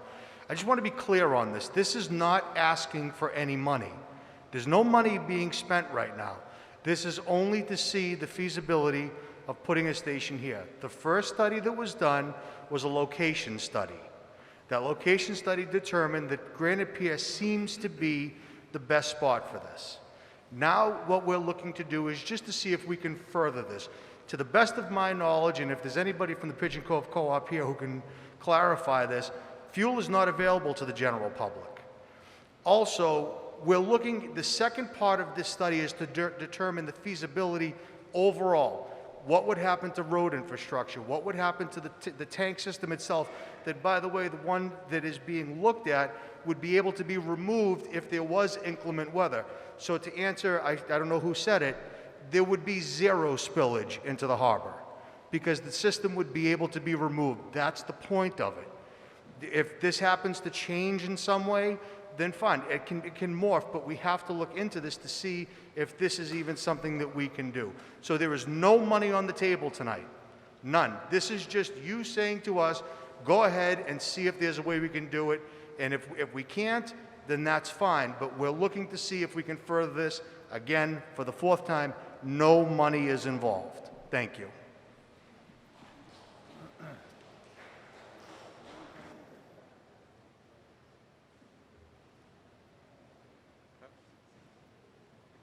Okay, Bill. Addressing just a couple parts of this whole thing. I am a member of the Pigeon Cove Fishermen Co-op. And as a member, it's a requirement that you have a commercial fishing license. They do not allow them to sell recreational fuel over there because there's a different tax structure. I do not benefit from any marine fueling station because I already own a commercial license and I own a diesel boat. But over the years, I've seen my share of spillage. And one thing, talk about global warming, we gotta remember part of global warming is when people spill pollutants into the ocean. And when you take a 5-gallon can and you start pouring in the boat and that tank overflows, the rest of that funnels goes into the water and evaporates. And in the middle of the night, those evaporated gasoline go back to the water and they kill the marine life. Part of the problem with global warming is the improper use of hydrocarbon fuels, gasoline. So if you people want to take and have things safer at Granite Pier, you should have a marine over there, because the state of Massachusetts requires it to have a stage 1 vapor remover. So when that, just like in your automobile, when it goes into the tank, it recovers the vapors coming out of the tank and it goes back into the tank and not into the atmosphere, where in the middle of the night it comes down and lands on the ocean and starts a cycle of global warming. So the other one that people talked about, the weather and surging. If we are so concerned about the surge of this tank that would be installed properly to meet the requirements right now for height off the water, then we got to take $1.5 million worth of boats off Granite Pier, because that means every one of those boats are in danger, all the fishermen's gear is in danger, and all those bait coolers are in danger, and the low-lying houses are. There's a scare tactic that tell you there's going to be a big surge. Yes, there may be a big surge come in someday, but if this thing is properly installed, exactly like the one in Pigeon Cove, and Pigeon Cove Harbor's flooded many times in the last 27 years, that there's been a fuel tank there. And does anybody know of any spills? Because there's been no spills. Has there ever been an accident over there? No, because it was properly installed, it's properly maintained, and it's properly operated. It doesn't mean the town goes into the fuel business. If somebody wants to put it on town property, the town can go in an agreement and lease it, just like they lease other pieces of property. And when the fuel bill comes in, a piece of pie goes back to the Rockport. In the end, this will actually be a money generator to the town of Rockport. We have tennis courts at Long Beach you can't get to because of a one-way toll road, but we spend all the money for that very few people. We have different parts of the whole town recreational. We spend money because it's a general community. I support your project, and I think the support of other projects. You also got to remember the town of Rockport, the municipal, the state police, the United States Coast Guard, the Army Corps of Engineers come into these harbors every single week. And what's the one thing they do before they come to Rockport? They go to Gloucester and Newburyport and fuel up. You're also going to have government agencies using this. Thatcher Island every Wednesday goes with a trailer down to Granite Pier loaded with 5-gallon cans for both their own boat use and for the lawnmowers, et cetera, that are out on the island. So you got to remember, the vapor recovery system and the spillage is going to be drastically reduced. We haven't had an accident of a 5-gallon can rolling over in an SUV and starting a fire, but that day may come. But the important thing is, if it's properly done, it's actually a positive to the environment, not a negative. Thank you very much.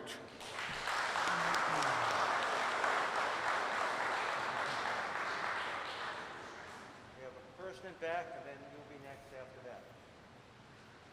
Mr. Okay, Chairman, person in back. Yep. my name is Mark Curley.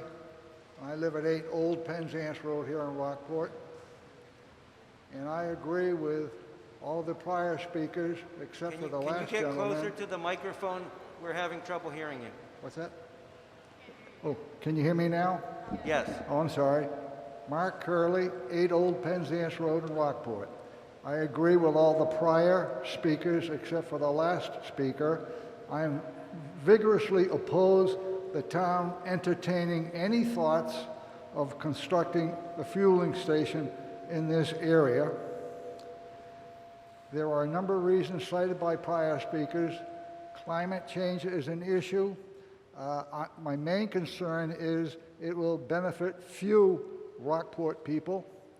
You'll draw other people into this area to secure fuel, come in to get their fuel and out again.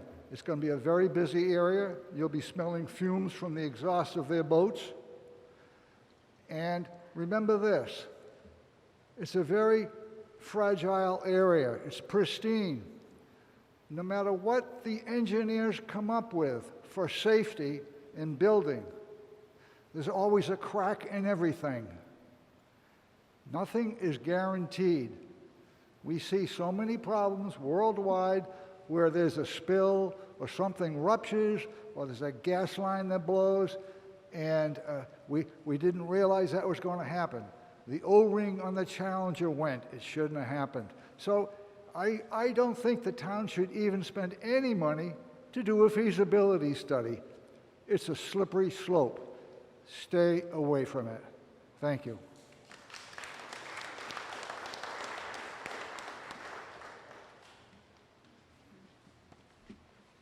Hello? Can I? Oh, Hi, Kate Webster, 83 Granite Street. Can you hear me all right? Well, as you can tell, the only area that's being actually considered for a fuel station in Rockport is, in fact, Granite Pier, not other places. And wouldn't it be great if we could have a fuel station dropped somewhere safely in Rockport that would be convenient for everybody and would make money for somebody? That would be fabulous. The problem is that there isn't a place, and above all, Granite Pier is certainly not the place. Granite Pier is totally full everywhere and has no space for a gas station. The land is taken up completely with picnicking, sightseeing, parking, boat storage, recreational fishing, commercial fishermen storage, trailer storage, launching ramps, turning around areas, etc. The harbor is completely full to capacity with moorings, dinghy tie-up, storage for passenger pickup and drop-off areas, commercial fishermen hoisting area for taking fish on and off the boats, for travel lanes in and out of the boat launching area, and many other things, kayak launching as well. There isn't any room to put a gas station and its infrastructure either in or out of the water on Granite Pier. And people who know Granite Pier best know that. Actually, just to speak to something somebody said earlier, we don't have an obligation to the state to provide gas in Rockport if it's not possible. And in fact, since the state mandate for Granite Pier is that it be maintained for the purpose of preserving and maintaining said pier as a place of historic interest, a commercial gas station venture on Granite Pier is inappropriate. That's aside from all the environmental considerations. The Granite Pier Committee, charged by the town of Rockport and the state of Massachusetts with supervision and management of Granite Pier, is against this proposition. The neighbors, of which I'm one, although I don't know them all the ones that I know are also against the idea of a fueling station on Granite Pier. Although they have said that they will be open to persuasion, the harbor masters are against the idea of a fueling station on Granite Pier. Why do we need to waste our time continuing on in this stressful direction of finding out information for something that we won't do? It's a waste of our time, and it needs to stop now.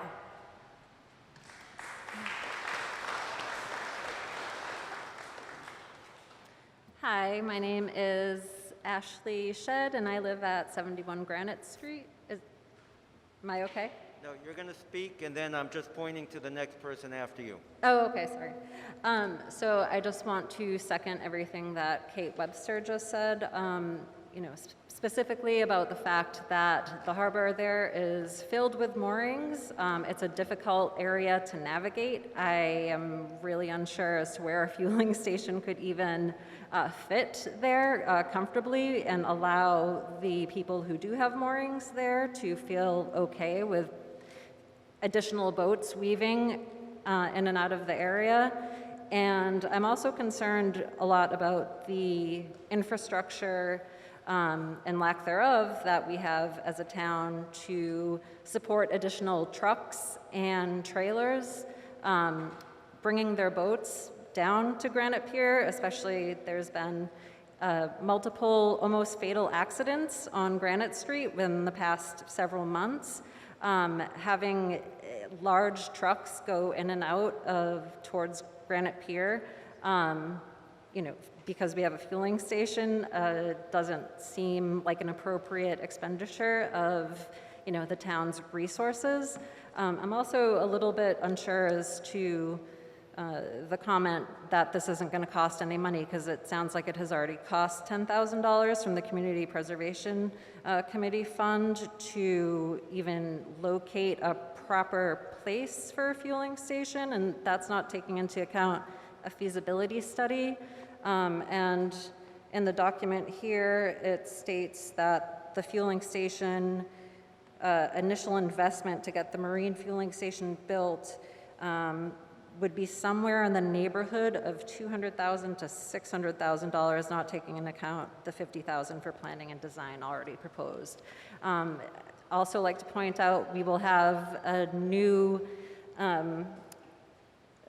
structure being built in 2022 that's going to provide 37 additional units and housing to people and citizens of Rockport. So it would be great to see some of that money put into a traffic and planning study, perhaps.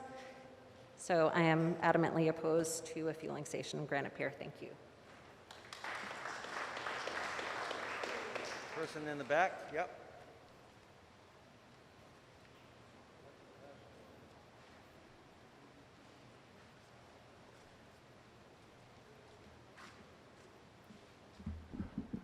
Wedmore, 155 South Street. After listening to this, I don't understand this article at all. To see if the town will request that the selectmen proceed with the feasibility, desirability, and cost implications for a marine fueling station. Does that mean that the selectmen will do the feasibility, the desirability, and the cost implications? Or will they form a committee to deal with it? Or will they asked for funds to have a survey done. With all due respect to the selectmen, I think to do a feasibility study is beyond their capacity. Anything's feasible if you throw enough money at it. As far as desirability, that's a very parochial point of view. Depends on whether you have a boat with an empty gas tank or you have no mooring in Rockport. And as far as cost implications, I think that's the nubbin of what this town meeting needs to know before we can proceed with this. Thank you. We'll hear from the Board of Selectmen. We'll hear from Mr. Murphy or Mr. Lilia.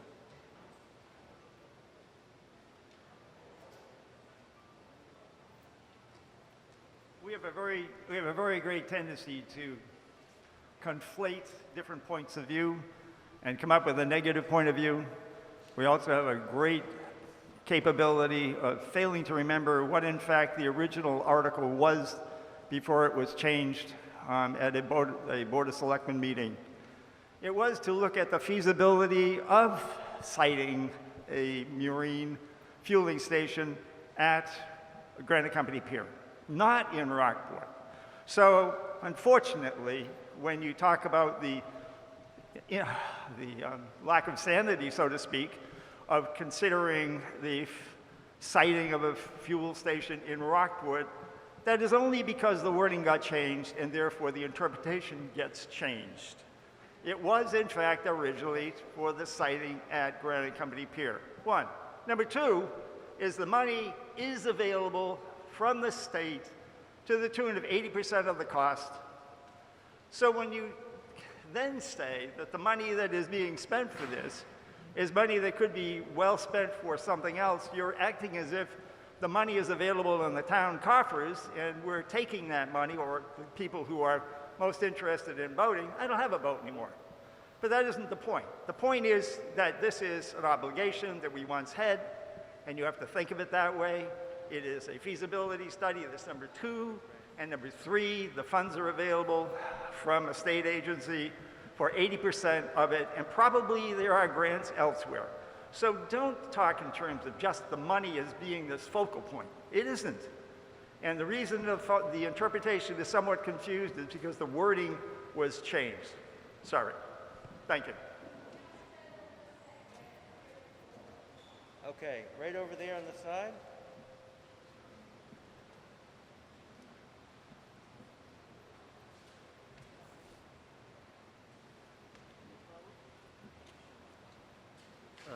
Thanks. I'm Ken Novak, and I live at... Nice and close and loud. I'm sorry. Can you hear me now? Hopefully I can do this before my glasses fog up. I'm Ken Novak. I live at 3 West Wharf Road. A lot of my neighbors have been heard from, and I have a different point of view. When you drive into our town, you see a sign that welcomes you to Rockport and identifies us as a seaside community. And I think that it actually would be good for the town for us to have fueling that's available not only for residents, but for visitors to our town. And so I support it. I also think, in addition to being convenient, it would improve safety. I think Billy made some really good points. I see a lot of people carrying around 5-gallon jerry cans, and sometimes they spill. I have concerns about fueling at Granite Pier. Nobody in town will be more directly affected than my wife and me, because as some of you know, we live on the wharf directly across from the proposed site. So I'm not indifferent to it, but all we're being asked to do is to authorize and request a feasibility study. I've never really been that impressed by the slippery slope argument. It usually is a straw man for something that isn't before us and doesn't need to be. I have a lot of confidence that the selectmen could commission a proper study, and I also have a lot of confidence that the DPW could do a good job in implementing what was done. So I encourage you, even if you have concerns about boating or if you have concerns about Granite Pier, to go forward with the feasibility study. Thank you very much. Just going to sweep the room this way. In the back. Yeah, Eric Hutchins, 45 Pools Lane. I just want to bring up one additional point. I think it was touched on, but I think it needs to be re-emphasized because I think almost everyone in this room probably has had an experience driving to Granite Pier before with the unsafety characteristics of the access way to Granite Pier. There's one thing about the existing use, which creates a lot of problems, but to facilitate and invite an elevated level of trailers driving down that road, we all know in this room how dangerous that is. How many people in this room have had to back up or do a full stop before going down there? I bet a very high percentage of people. Very, very unsafe, independent of all the other issues. And I do not believe that one is in any form or way can be rectified based on the slope and the structure of the road to Granite Pier. I do not think there is any alternative to that issue. Thank you. All right, the person right behind Eric, gentleman in the black mask.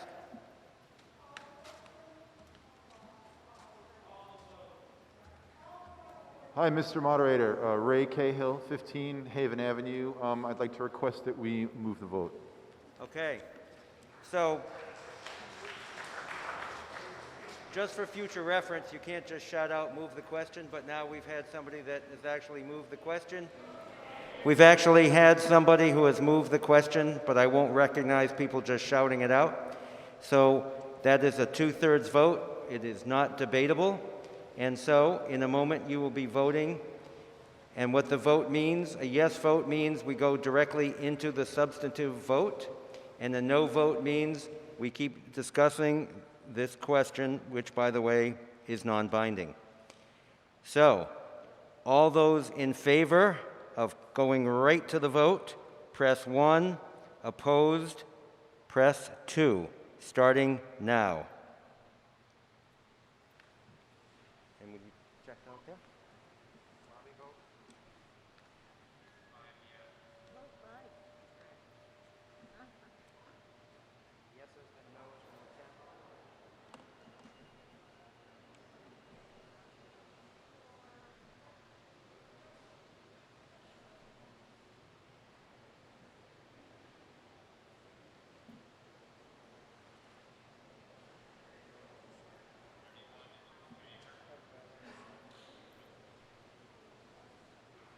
So it's 83%, so we got it.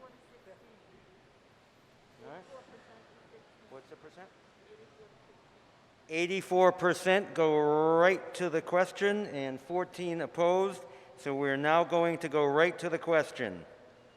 So are you prepared to vote for Article H? Here we are. The motion is to see if the town will request the selectmen proceed with feasibility assessments for a marine fueling station. If you are in favor, you are going to press 1. If you are opposed, you are going to press 2, starting now.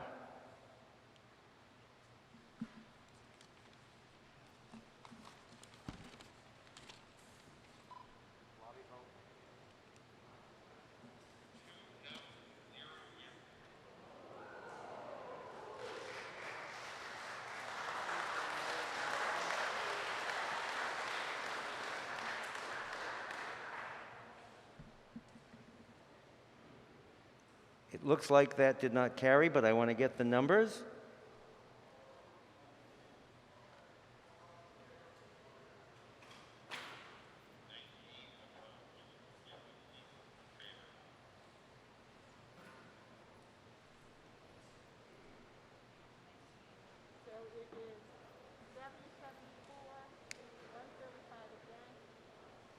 So it is 77 in favor and 135 against. That motion does not carry. So, the chair will entertain a motion under Article G. Is there a motion? Mr. Moderator, there is no motion as been advised by the petitioner. I see no motion. Therefore, there will be no action under Article G. Is there anything else on the agenda? No? The chair will entertain a motion to dissolve the meeting. Moved and seconded. All those in favor say aye. Opposed say no. Motion carries. Thank you very much.